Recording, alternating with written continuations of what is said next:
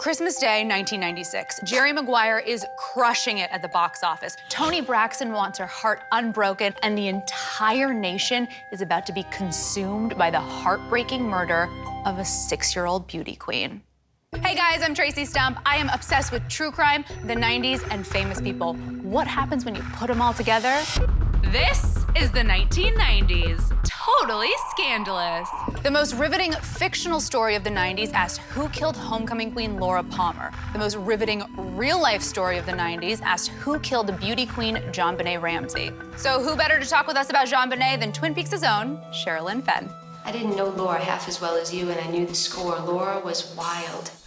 So can you kind of compare the obsession with Twin Peaks to the obsession with the JonBenet case? On the scale of being a cult, yeah, for sure. Wanting to figure it out, wanting to be a part of it. I want the answer, what really happened, you know? So for those of you who are living under a rock, JonBenet Ramsey was a 6-year-old beauty queen who took home top crowns in pageants like Little Miss Colorado and National Tiny Miss Beauty.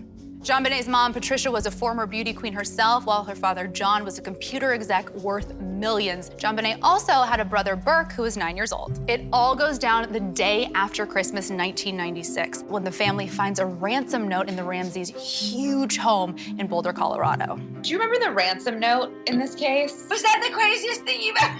Insane. It was a book!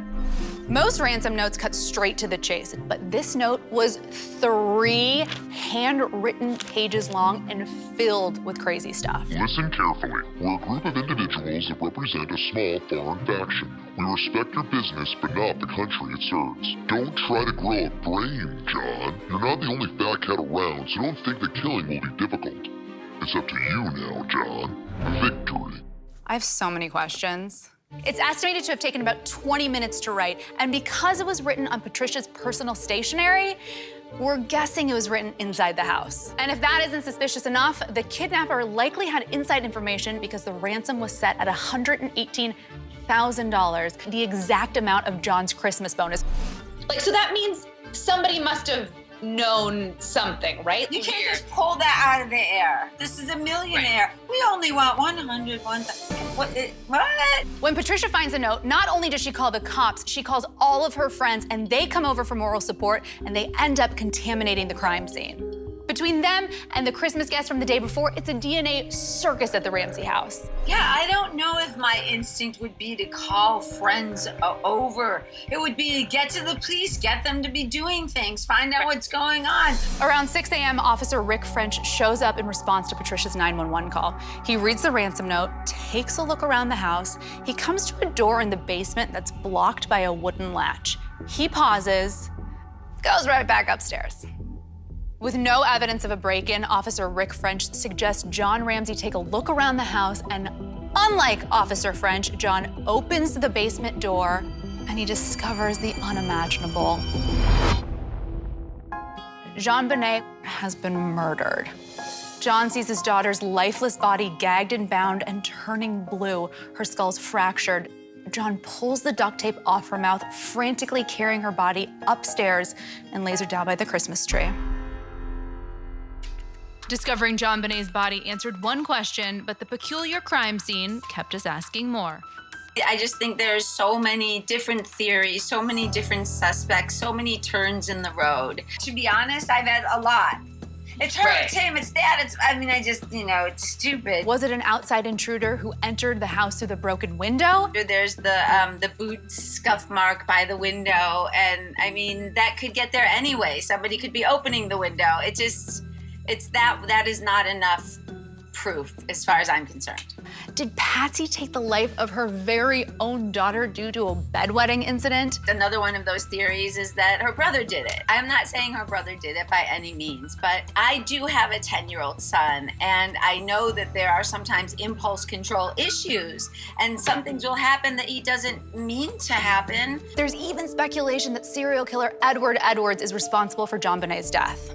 He apparently admitted to 5 to 7 murders, but is believed to commit a lot more and just hasn't told who it is, so that's another possibility. The theories go on and on and on. There was Michael Helgoth, the son of a local junkyard owner who committed suicide 2 days after the DA announced that they had a short list of suspects. Michael Helgoth apparently was having some problem with the Ramseys. He committed suicide, which is kind of very strange. And known sex offender Gary Oliva, who had been living in the area on and off while police allegedly found a magazine cutout of JonBenet in his backpack.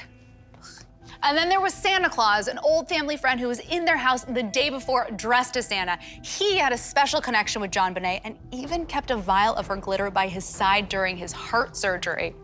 Totally normal. And who can forget John Mark Karr, the teacher who confessed to murdering Ramsey in 2006, despite the fact that he just didn't do it. Neither his DNA nor his story matched the evidence. And my favorite theory is that JonBenet is alive and well and also a multi-platinum singer, which is Katy Perry. This story becomes a worldwide phenomenon. JonBenet's pageant photos haunt the covers of magazines for months on end. The investigation drags on for years, but the media attention never wavers. In 2008, 2 years after Patricia dies from cancer, the Boulder County DA clears John, Patricia, and Burke when touch DNA from JonBenet's underwear and long johns is shown to be from someone outside of the family. Touch DNA is left behind when human skin makes even brief contact with another object or person. Although increasingly common in forensic science, many skeptics question its value.